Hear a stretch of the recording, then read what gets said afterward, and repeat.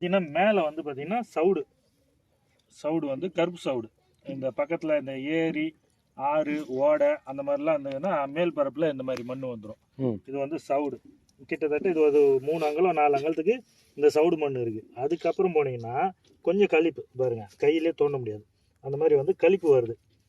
கிட்டத்தட்ட இது வந்து ஒரு 1/2 அடிக்கு உங்களுக்கு களிப்பு வருது. அதுக்கப்புறம் என்னன்னாக்கா சவுடும் கொஞ்சம் களிப்பும் கலந்த மாதிரி வண்டி போட்டுக்கலாம். சவுடும் இந்த பாரு களிப்பு கலந்த மாதிரி இருக்குது 3 லேயரு. 4வது லேயர் பார்த்தீங்கன்னாக்கா பாருன்னா களிப்பு பாரு. இப்போ இந்த நொறும்பு பாரு, இந்த கிணத்து பாருலாம் சொல்கிறேன் இல்லைங்களா, இது பார்த்தீங்கன்னாக்கா பாருலேயே வந்து களிப்பு பாரு. இதில் வந்து கல்லுலாம் இருக்காது. அப்படியே பார்த்தீங்கன்னா அது பிடிச்சிங்கனாக்கா பிடிச்சி வச்ச மாதிரி இருக்கும். இந்த பிள்ளையார் பிடிச்சி வச்சோம்னா எப்படி கொழுக்கட்டை பிடிச்சி வச்சோம்னா கிடக்குதோ அப்படியே காஞ்சிச்சுன்னா இதை உடைக்க கூட முடியாது, ஜல்லிக்கல் மாதிரி இருக்கும். இப்போ ஈரமாக இருக்கும் உங்களுக்கு இந்த மாதிரி இருக்கு இல்லைங்களா.